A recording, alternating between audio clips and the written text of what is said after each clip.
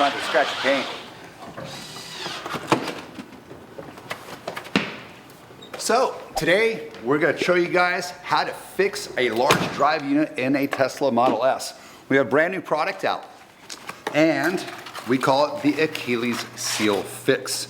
So what happens with the Tesla drive units, anywhere I think between 2012 to 2020, the large drive units have an inherent problem of having a leaky seal in the rear drive, large drive unit. What we made is a part that prevents that from happening. If you had damage to your drive unit already, it's too late. But if you haven't, this is gonna save you a ton of money. I think Tesla charges anywhere between $6,000 to $10,000 to fix those things once they go. We're gonna show you how to prevent all that from happening. Let's get it done.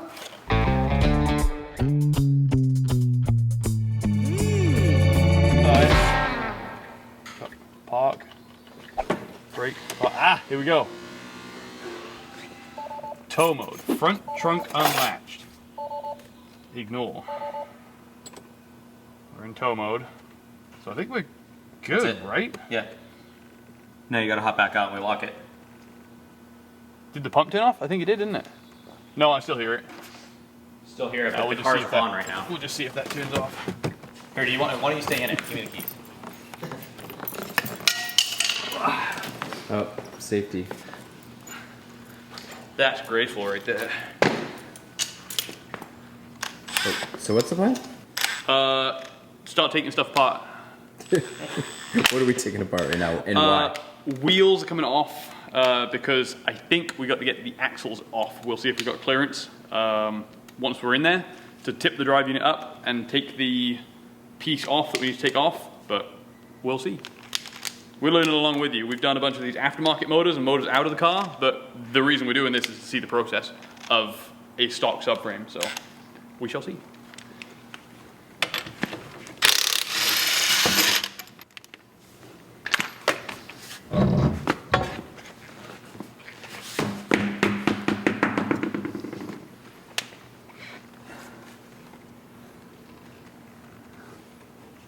So that's the offending piece in there. That's what we're trying to get to. So we'll drop this whole subframe down, pull the motor up, and change that. Standard King shocks. Yeah. Well, they were a factory option, right? Or they're a dealer option. Somebody else want to work on brakes? I'll start getting the wires out of the thing. Sure. What's your tool of choice for getting these plastic covers off? Screwdriver. Oh, pocket screwdriver? Mm-hmm. No, I use the...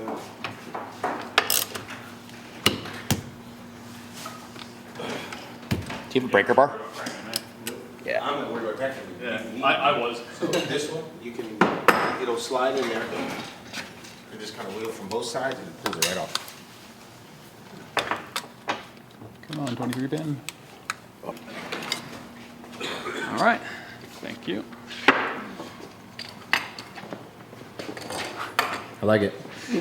So the car's off, DC-DC's unplugged and battery's unplugged, so there should be no source of high voltage getting to here, but who knows, you could have a stuck contactor or anything like that. So what we're gonna do, we've got our Cat 3 multimeter, check on the positive to the negative, and if you can see on the screen there, 0, so we're dead. Oh, you're on it already.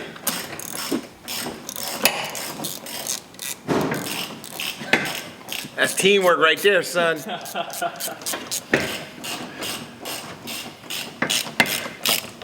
I put my safety glasses on? Safety Spence. Safety. Guanote Cinco! There he is. Hey! Cinco in the house! What's up?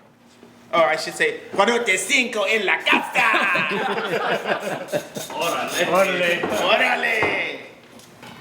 Just throw Phil be struggling with this connector for a while more. Yeah, I think you got enough of me struggling I got with there we go.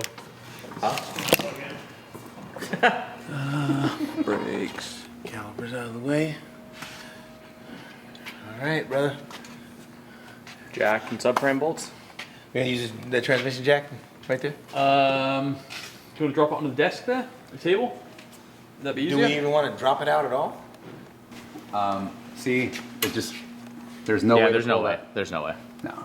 I like your idea where you pull it back and take 1 centimeter chunks out of that thing with Yeah, a little. Yeah, you're like not a even pizza doing it slices. 1 centimeter at a time though. Thanks, Tesla. So make a custom subframe so when you put it back in. Oh no, what you do is just cut this right here. Yeah. Fixes You everything. glue it back together, JB weld it. Yeah, I'd use tape. That way, if you need to do it again. That way, if you need to do it again, you're getting far Cut it, too put much a into Johnny chemistry. Weld on there.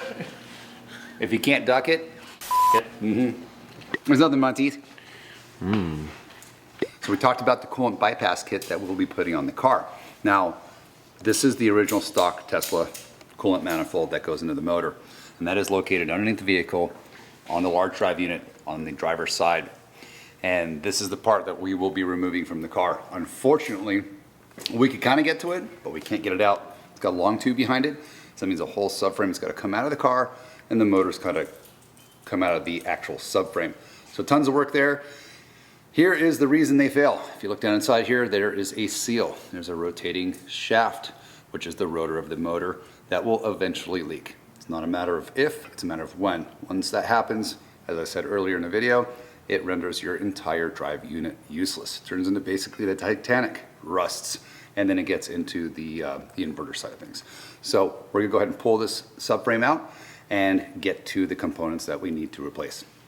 So there's a few things that come off the subframe, obviously, before you can drop it. Obvious one is brake calipers. You don't gotta, bleed the brakes or anything. Just take the caliper off, hang it up somewhere. All your ABS sensors need to get disconnected. Your e-brake needs to get disconnected. There's a harness back here that gets unplugged. There's no hardware to take off. You can just unplug it. And then the cooling lines, obviously, we're gonna have to disconnect so that we can pull the motor down. They sell special tools for this, but if you have a set of vice grips, take them off with something so you don't lacerate the hose and clamp them on. Oh, you know you're gonna get so much crap on YouTube for that one. Bring it. Bring it. Tell me about it. All right, and I think we're about ready to drop the subframe at this point. We've got these two clamped off. We'll disconnect the hoses and drop the subframe. Now for dropping the subframe on these vehicles, once you have all the wires, cooling systems, and everything out of place, there are 4 bolts locating on the back of the car here. 1, 2, 3, 4.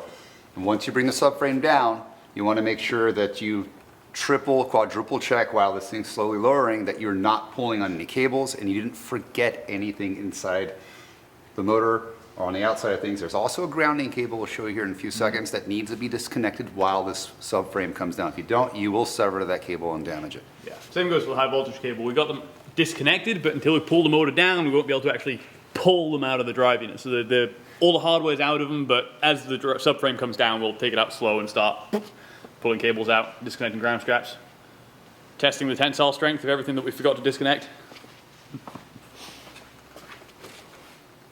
All right, let's do it. So yeah, you see that's turning. Go ahead. Yeah. You got that? Yeah, it's good. There you go. Sweet. All right, you ready? Hit it. Good job, Johnny. Thanks. I'm trying to keep from splashing you. Yeah, you It's gonna. just interesting seeing this half of it. Did you see him outside of the car, right? Yeah. I've not pulled a subframe Yeah. either. Yeah. My first subframe pulling experience. That's gonna be it. You want to crack the other one off? There's probably a bit of an airlock in it. All right. Do you mind grabbing us one of those buckets from up by those yellow rags? Yep, thanks.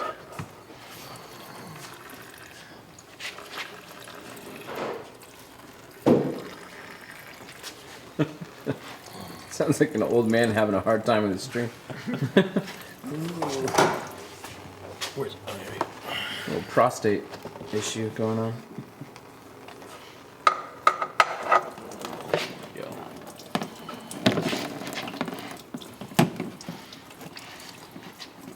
If we were smart, we'd have lowered the car so we could just put these on the ground and walk away from it.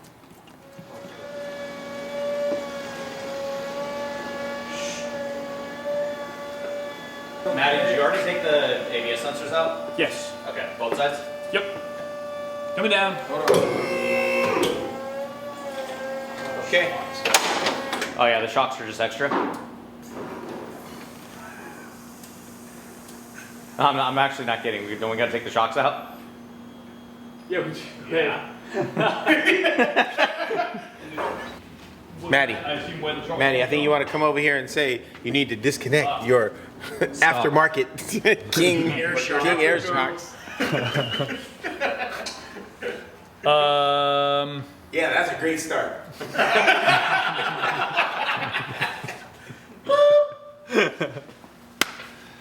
Take two. I gone blank. Get the shocks off the car. We're about ready to drop the subframe. You see we've got our forklift in place.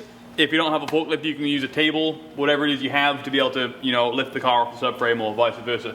Last thing for us is shocks. You're not going to have Kings, I imagine, on your car, but it's going to be something equivalent. So we're going to drop those off and get the thing out of there. Oh, not from this bit. You shouldn't be doing this. Shouldn't be hammering that through. Why are you doing that?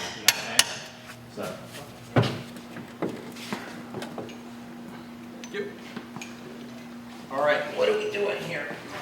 Right, now we're free, right? Our subframe's loose, the drive unit's supported. We're ready to come down, and we're gonna have a couple people keeping an eye out for any cables we forgot to disconnect, any lines, anything like that. We got a ground strap to disconnect and the 2 high voltage lines to pull out. But I think we're ready to start coming down, Snow. Coming down.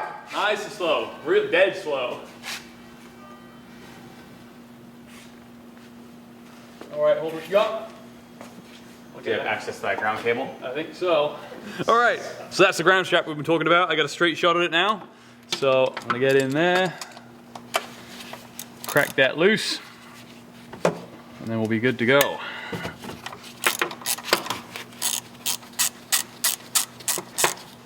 We're gonna load a little further now, so you can see we can get to the high voltage lines. They're unbolted, we've checked them for 0 voltage. We're gonna come up with them. I cracked this one loose already. You're gonna watch me struggle with this one, I think. These can be corroded in there pretty solid. These are excellent, there we go. If you're driven through a bunch of sleet and snow, you may have to get it a little lower so you can get some more leverage on it, but we're out, we're good. I reckon this thing should just drop right out. Snow, come on down, real slow. Coming down. It's all looking familiar now. Freedom.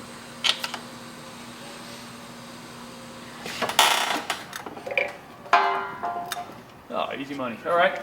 We're not sure if it's going to work or not, but if it does, it'll be a decent shortcut. So we may have to pull the axles out, but if we can pull this mount, the rear mount off, and this side mount off, and pivot the drive unit up, it'll save us getting the axles out. So we'll see. If it works, it works. If it doesn't, it doesn't. Right now we're removing the coolant line, and then that will allow us to put the new Maddie. peanut in here and put the new part on the end of This the is motor. so bad. Go again? One more time. And see. Seriously? Yeah, seriously. Right now. Oh my gosh. Dude, I was so close to punching you. That's why I left. Right What are you worried now, about, Snow? we're removing the coolant line. So there's 3 bolts here, here, here. That will allow us to install the new peanut to block that off. And then we'll put the new part in here, which eliminates that. And you're gonna be able to get to all that from there? Yes, we are.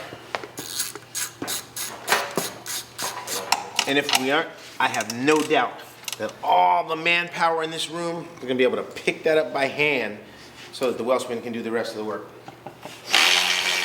All right, so what I'm doing, I wanna clean out around this hole here. I don't wanna get dirt into the coolant passage. So we're gonna just block it off, but still, we don't want dirt inside there. So let's clean that out. We got a smooth face here, and then we'll put the peanut in. All right, O-ring grease. And then we're gonna put that back on.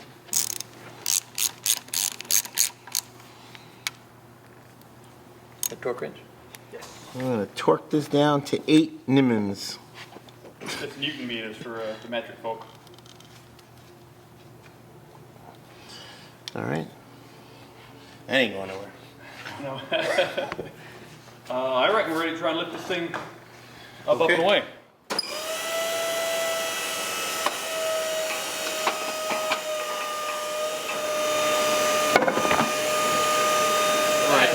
There you go. Yeah, we're there. Got it. Sweet. Take hands off. Yeah. All right, well, now the motor is free. We're gonna, remove the encoder. All right. There you go, Maddie. And then there's the bolt for that. And then we're gonna remove the 6 bolts that hold on the end cap. And now, see all the silicone coming out of there? We definitely need to clean these holes out.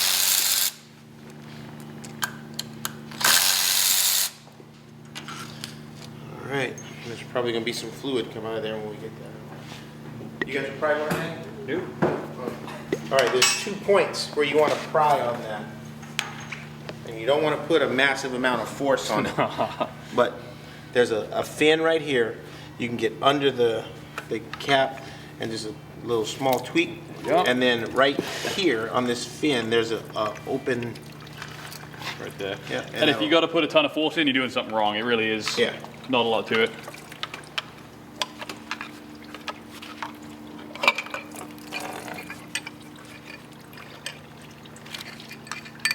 There you have it. There's our problem seal. You see this one's already been replaced at Tesla at one point. So this motor has already had a problem in the past with this. So no more problems in the future. Right here, there should be an O-ring.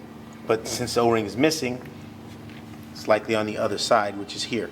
So this O-ring has to come off, and we need to put it back in here so that we can reseal the new part. So that's what we want. So must have an O-ring in there or the fix is not going to work, and you're going to do this twice.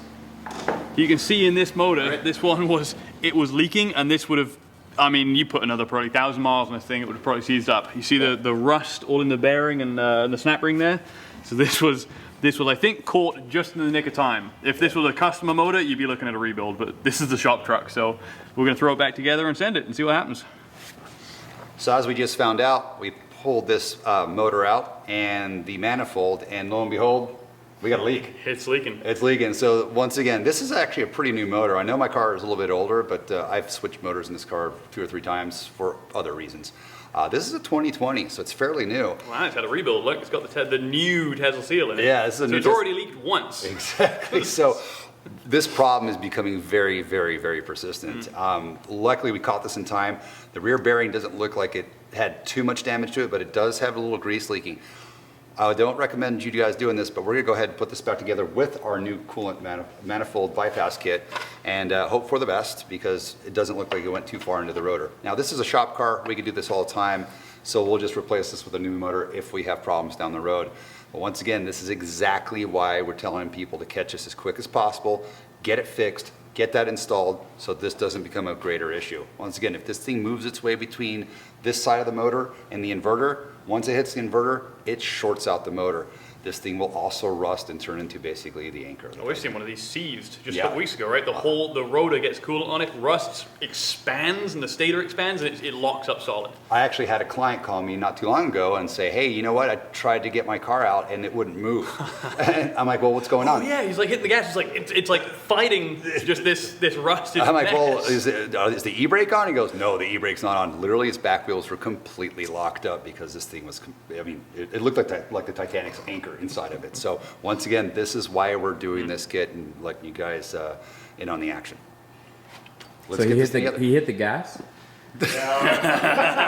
Oh, he does that all the time. I just gave up. Sweet.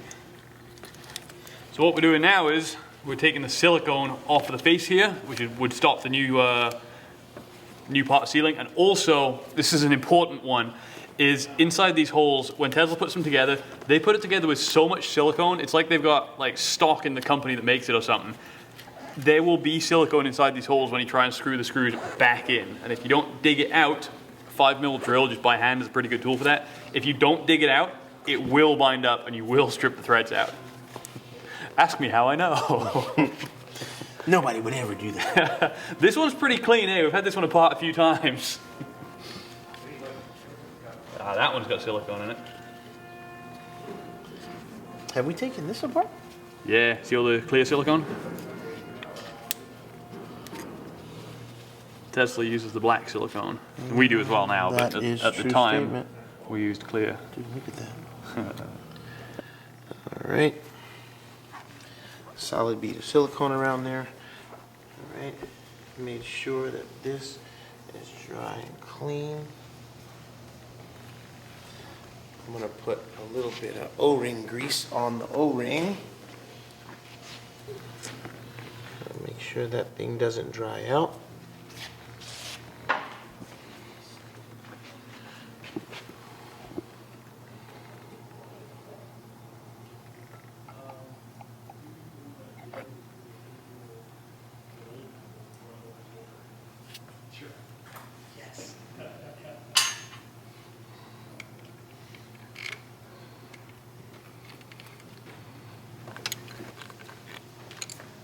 All right, put these last two on the bottom.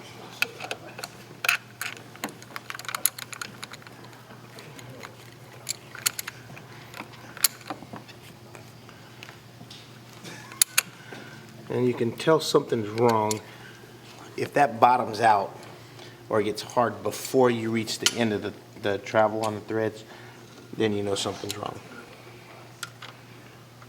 All right. Ah, there we go. That is O-ring greased, There it is. ready. So the O-ring, Maddie, before he handed me the part, put the O-ring grease on there, keep that from drying out, and we're gonna put the iron coater back in.